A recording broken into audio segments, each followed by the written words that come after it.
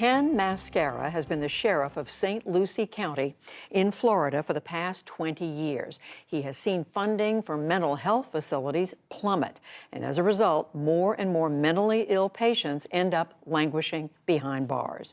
Tonight, he gives his brief but spectacular take on making county jails safer and smarter.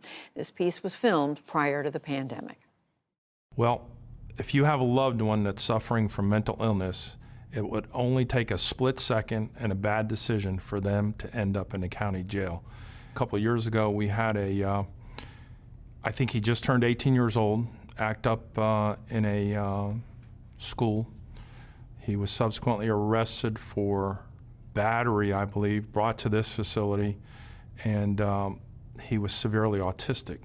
He did not have parents. He was in a foster home. It took an enormous effort by all of our partners to get him removed from our jail into an inpatient treatment facility. Here's a kid that should have never been in our facility, never.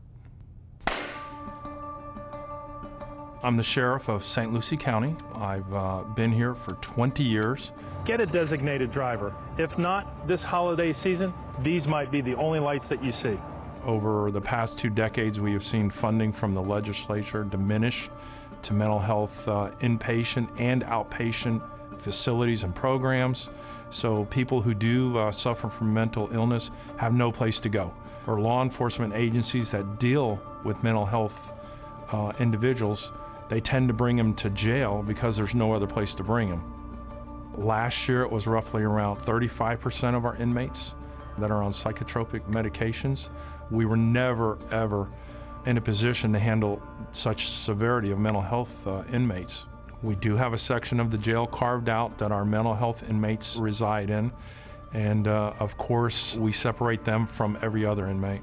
Because we are a detention facility and awaiting inmates to go to trial, we have some inmates that have been here 5 or 6 years with us during the pendency of their trial. How do we shift jail beds to treatment beds? It's going to take money. It's going to take a committed governor, a committed legislature that funds these initiatives that really addresses mental illness as well as drug dependency. We have many programs here that we initiated that divert people out of our jail and in general out of the criminal justice system. And I think in the long run, those will benefit not only the inmate, not only the criminal justice system, but our community. You know, there's a sheriff, I won't mention his name, that always touted himself as being the toughest sheriff in America. I want to be known as one of the smartest sheriffs in America. My name is Ken Mascara, and this is my brief but spectacular take on the tragedy of mentally ill in county jails. Thank you for speaking out on that. And you can watch all of our brief but spectacular episodes at pbs.org/newshour/brief.